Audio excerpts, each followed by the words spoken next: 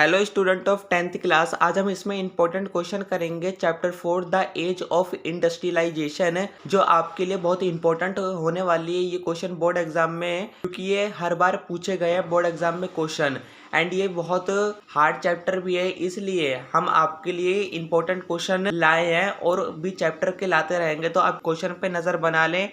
And तो चलो start करते हैं। एंड स्टार्ट करने से पहले प्लीज़ जाके मेरे चैनल को सब्सक्राइब कर लेना। हम इसी तरह आपके लिए इंपॉर्टेंट क्वेश्चन लाते रहेंगे।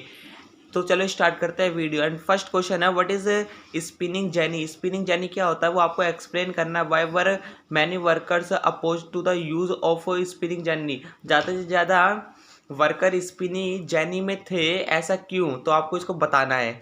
एंड सेकंड क्वेश्चन है, in 1901 there were 5,84,000 worker in Indian factory. By 1946 the number was over 2,43,06,000। What did the worker come from.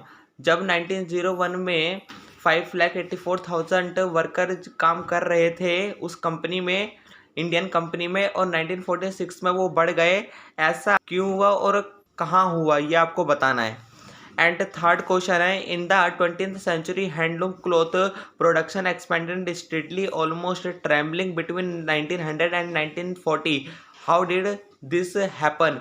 आपको बताना है कि ऐसा क्यों हुआ कि 20th सेंचुरी में हैंडलूम क्लॉथ बनते थे एंड 1900 से 1940 तक बने, ऐसा क्यों हुआ, ये बताना है आपको। एंड क्वेश्चन नंबर 4 है, what is fly shuttle used for, explain the function. क्या होता है फ्लाई शूटल और उसको यूज़ क्यों करते हैं, किसके लिए यूज़ करते हैं, वो आपको एक्सप्लेन करना है फंक्शन के थ्रू। एंड क्वेश्चन नंबर 5 है, explain the impact of colonial rule on the Indian textile industry. क्या प्रभाव पड़ा था, क्या इम्पैक्ट पड़ा था कॉलोनियल रूल पे इंडियन टेक्सटाइल इंडस्ट्री में, जहाँ पे कपड़े बनाए जाते थे। एंड क्वेश्चन नंबर 6 है, describe briefly the concept of the Orient. आपको बताना है कि कॉन्सेप्ट ऑफ द ओरिएंट क्या होता है। एंड क्वेश्चन नंबर 7 है, एक्सप्लेन द स्वदेशी मूवमेंट। स्वदेशी मूवमेंट क्या होता है, ये तो आपका नेशनलिज्म इन इंडिया चैप्टर में भी था, तो आपको अच्छे से याद होना चाहिए। एंड ये मोस्ट इंपॉर्टेंट क्वेश्चन है, इसके आप ज़्यादा से ज़्यादा 120 वर्ड्स में याद कर सकते हैं एंड 5 मार्क्स आपके गेन हो जाएंगे। And last 2 questions left in this chapter. And चलो स्टार्ट करते हैं। क्वेश्चन नंबर 9 है, describe the industrial revolution. Describe करना है कि इंडस्ट्रियल रिवॉल्यूशन क्या होता है एंड इसके 3 पॉइंट्स को बताना है। एंड क्वेश्चन नंबर 10 है, the East Indian company appointed gomasthas to supervise weavers in India.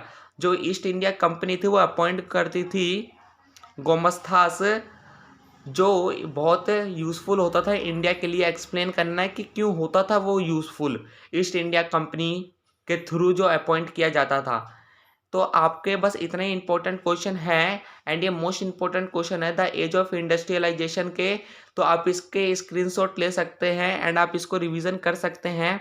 And ये मोस्ट इंपॉर्टेंट क्वेश्चन है, और मैं आपके लिए और भी इंपॉर्टेंट क्वेश्चन ला चुका हूँ, जैसे कि the making of a global world, nationalism in India के।